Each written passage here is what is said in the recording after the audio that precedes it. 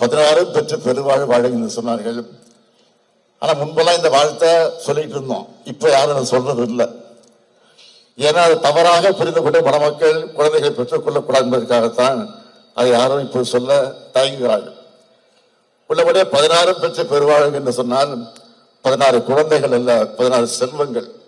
என்னென்ன செல்வங்கள் என்று சொன்னால் முத்தமிழ் காவலர் கி.ஆர். விஸ்வநாதன் அவர்கள் குறிப்பிட்டு சொல்லியிருக்கிறார்கள்.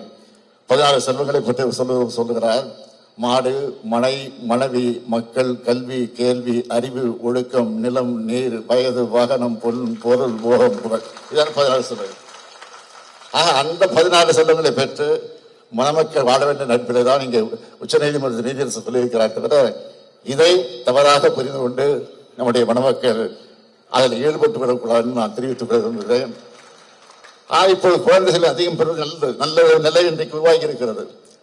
காரணம் மக்கள் தொகை அடிப்படையில் தான் இன்றைக்கு நாடாளுமன்றத்தை பிரித்துக் கொடுக்கிறார்கள். நாம் இன்றைக்கு குடும்ப கட்டுப்பாடு செய்து கொண்டிருக்கிறால் இன்றைக்கு தமிழ்நாட்டுக்கு ஒரு ஆபத்து இருக்கிறது. என்ன ஆபத்துன்னா நாடாளுமன்றத்தினுடைய எண்ணிக்கை குறைக்கக்குள்ள சொல்லி வந்திருக்கிறது. போவதை பார்க்க பார்த்தா நாமும் ஏன் அதை குறைக்க வேண்டும், அதிகப்படுத்திக் கொண்டு நாடாளுமன்றத்தில் அதிக இடங்களை பெறலாம் என்று அந்த சூழ்நிலை வந்திருக்கிறது. இதையும் நாம் யோசிக்க வேண்டிய சூழ்நிலை இருக்கிறோம்.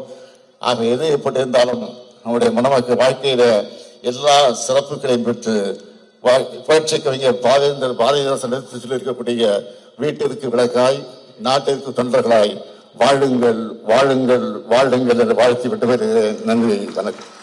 பிளே ஸ்டோர் மற்றும் ஆப் ஸ்டோரில் இருந்து பாலிமர் செயலியை QR கோடு மூலம் பதிவிறக்கம் செய்யுங்கள். செய்திகளை உடனுக்குடன் பெறுங்கள்.